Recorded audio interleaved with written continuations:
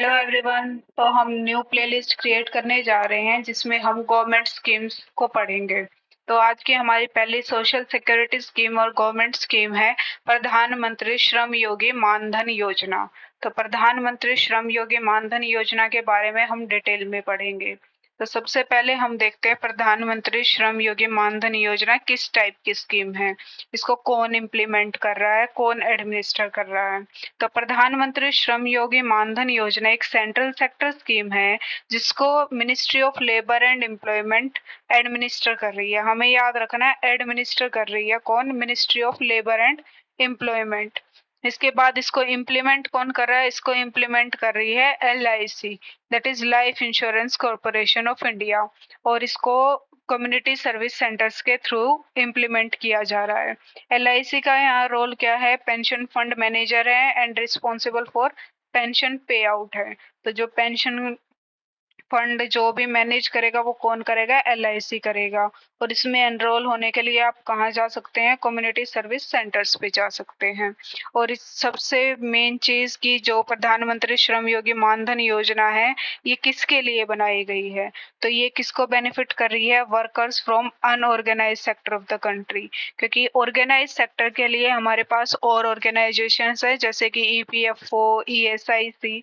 तो unorganised sector को focus में लाने के लिए यहाँ प्रधानमंत्री श्रम योगी मानधन योजना लाई गई है। तो इस मेन पॉइंट क्या है, सेंट्रल सेक्टर स्कीम है। सेंट्रल सेक्टर स्कीम कौन सी होती है, जिसमें जो 100% फंडिंग है वो सेंटर से आती है और इसके जो एडमिनिस्ट्रेशन है वो सेंटर ही देखता है। तो सेंट्रल सेक्टर स्कीम है, एडमिनिस्टर कौन करता है, ministry of labour and employment. Implement कौन कर रहा है, LIC and community service centres. और LIC क्या है, फंड मैनेजर है। और मेन थिंग ये अनऑर्गेनाइज सेक्टर के लिए काम कर रही है। इसके बाद आती है एलिजिबिलिटी, प्रधानमंत्री श्रम योगी मानधन के लिए कौन कौन एलिजिबल है। तो सबसे पहले इंडियन सिटीजन होना चाहिए। सेकंड थिंग हमने क्या देखी, किसको फोकस कर रही है, अनऑर्गेनाइज्ड वर्कर्स को। तो वो क्या होना चाहिए, एक अनऑर्गेनाइज्ड वर्कर होना चाहिए। अनऑर्गेनाइज्ड वर्कर्स में कौन कौन आते हैं, जैसे कि street vendors, agriculture related work, construction site workers, workers in industries of leather, handloom, mid day meal, rickshaw और auto wheelers, rag picking, carpenters, fisherman etcetera. Etcetera क्यों लिखा है, क्योंकि ऑर्गेनाइज सेक्टर डिफाइन है बट अनऑर्गेनाइज सेक्टर डिफाइंड नहीं होता, तो इसमें वेरियस जॉब आती हैं। इसके बाद इसकी एलिजिबिलिटी के लिए आपकी एज कितनी होनी चाहिए, 18 टू 40 ईयर्स। ये मोस्ट इम्पोर्टेंट पॉइंट है जो लर्न रखना है, that is age group is 18 to 14 years. और मंथली इनकम कितनी होनी चाहिए, ₹15,000, बिलो ₹15,000। और वो किसी भी गवर्नमेंट फंडेड ऑर्गेनाइजेशन का मेंबर नहीं होना चाहिए, जैसे कि EPFO, ESIC, national pension scheme, इन सब का मेंबर नहीं होना चाहिए। और ऑब्वियस बात है, अगर कोई बिलो 15,000 अर्न कर रहा है मंथली तो वो इनकम टैक्स पेयर तो नहीं होगा, तो ही और she should not be an income tax payer. इसके अलावा अदर रिक्वायरमेंट्स क्या है कि आपका मोबाइल नंबर होना चाहिए, सेविंग्स बैंक अकाउंट होना चाहिए, आधार नंबर होना चाहिए, ताकि आपकी जो एनरोलमेंट है वो इजी हो सके। और सेविंग्स बैंक अकाउंट क्यों चाहिए, ताकि आपका जो ऑटो डेबिट है और ऑटो क्रेडिट है वो आपके बैंक अकाउंट में हो सके। और ये हमने देख ही लिया कि वो किसी भी NPS, ESIC या EPFO के अंडर कवर नहीं होना चाहिए। तो यहाँ से हमें मेन पॉइंट्स क्या मिले, अनऑर्गेनाइज्ड वर्कर हो, उसका एज ग्रुप 18 टू 40 ईयर्स हो और उसकी मंथली इनकम बिलो 15,000 हो। इसके बाद हम देखते हैं इसमें हमें क्या क्या बेनिफिट्स मिलते हैं। तो इसके बेनिफिट्स क्या है, जब भी जो बेनिफिशियरी है उसकी एज 60 ईयर्स हो जाएगी तो उसको अश्योर्ड पेंशन मिलेगी ₹3000 की। और इसमें प्रोविजन है फैमिली पेंशन का भी, और फैमिली पेंशन के लिए only and only spouse eligible है। ऐसा नहीं है कि आपके चिल्ड्रन एलिजिबल होंगे, सिर्फ स्पाउस एलिजिबल होगी। वो कब, in case of death of beneficiary. अगर बेनिफिशियरी की डेथ हो जाती है तो स्पाउस एलिजिबल है, उसको 50% मंथली पेंशन मिलेगी। अगर जो बेनिफिशियरी है उसको 3000 मिल रही थी तो उसकी स्पाउस को उसका 50% मिलेगा, दैट इज 1500 पर मंथ।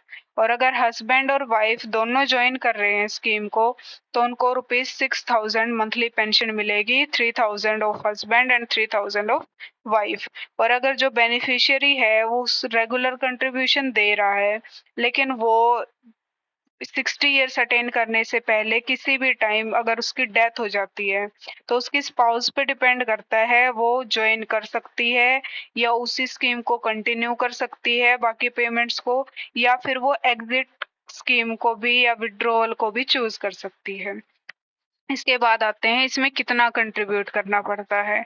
तो कंट्रीब्यूट करने के लिए जो सब्सक्राइबर है उसको ऑटो डेबिट फैसिलिटी से कंट्रीब्यूशन जाता है, या तो उसके सेविंग्स बैंक अकाउंट से या जनधन अकाउंट से। इसके अलावा ये जो स्कीम है ये वॉलंटरी और कंट्रीब्यूटरी पेंशन स्कीम है, और इसमें जो मंथली कंट्रीब्यूशन है वो रेंज करता है ₹55 टू ₹200। ऐसा क्यों है? क्योंकि इसको ज्वाइन करने के लिए हमने एज ग्रुप बोला था, एज ग्रुप 15 टू 40 इयर्स। तो अगर कोई 15 की एज में ज्वाइन कर रहा है तो उसको मिनिमम अमाउंट पे करना पड़ेगा, कंट्रीब्यूट करना पड़ेगा। अगर 40 की एज में ज्वाइन कर रहा है तो मैक्सिमम पे करना पड़ेगा। तो आप किस एज ग्रुप में आपकी एंट्री किस एज में हुई है उस पे डिपेंड करता है आपका मंथली कंट्रीब्यूशन, और ये ₹55 से ₹200 तक वेरी करता है। इसके अलावा जो प्रधानमंत्री श्रम योगी मानधन में जो भी कंट्रीब्यूशन होगा वो 50-50 बेसिस पे होगा।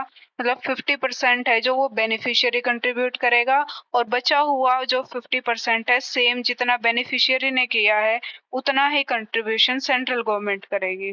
तो इस तरह से प्रधानमंत्री श्रम योगी मानधन योजना अनऑर्गेनाइज सेक्टर के लिए वर्क कर रही है, और ये एक सेंट्रल सेक्टर स्कीम है जो कि पेंशन बेनिफिट्स प्रोवाइड करती है अनऑर्गेनाइज्ड वर्कर्स को। That's all from my side for प्रधानमंत्री श्रम योगी मानधन योजना। Thank you.